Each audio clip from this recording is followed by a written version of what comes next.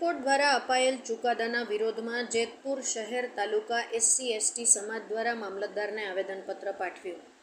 અનામત બચાવવાના નારા સાથે જેતપુર મામલતદાર કચેરી બહાર સૂત્રોચ્ચાર સાથે વિરોધ કરી મામલતદારને આવેદનપત્ર આપ્યું. અનુસૂચિત જાતિ અનુસૂચિત જનજાતિ દ્વારા વિરોધ પ્રદર્શન. બંને જાતિઓમાં ભેદભાવ ઊભા થાય તે પ્રકારનો નિર્ણય ગણાવ્યો. ભારતીય બંધારણના કાયદાને વિભાજિત કરવાના પ્રયાસના આક્ષેપ. સુપ્રીમ કોર્ટ દ્વારા અપાયેલા ચુકાદાને ગેરબંધારણીય ગણાવ્યું. જય ભીમના નારા સાથે વિરોધ નોંધાવી મામલતદારને આપ્યું આવેદનપત્ર. સંવિધાનમાં અનુસૂચિત જાતિ અનુસૂચિત જનજાતિના કાયદાને કાયમ રાખવા માંગ. જેતપુર પોલીસ બંદોબસ્ત ગોઠવાયો. આશીષ પાટડિયા, જેતપુર. મારું નામ દિનેશ રાઠોડ છે અને હું ભારતનો સામાન્ય નાગરિક છું.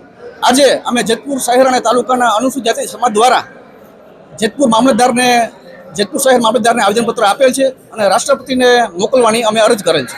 તો અમે એમાં માંગ એવી કરી છે કે SC અને ST ને લગતો ચુકાદો સુપ્રીમ કોર્ટ દ્વારા ઓગસ્ટ મહિનાની 1લી તારીખે આપવામાં આવેલો હતો, જેમાં 7 જજની બેન્ચ દ્વારા SC અને ST સમુદાયમાં વર્ગીકરણ કરવું અને ક્રિમિનલ દાખલ કરવું એવો ચુકાદો આપેલ હોય, જેનો સમગ્ર ભારતના અનુસૂચિત જાતિ અને જનજાતિ સમાજના લોકો વિરોધ કરતા હોય ત્યારે જેતપુરના અનુસૂચિત જાતિ સમાજ દ્વારા પણ વિરોધ નોંધાવવામાં આવેલો છે.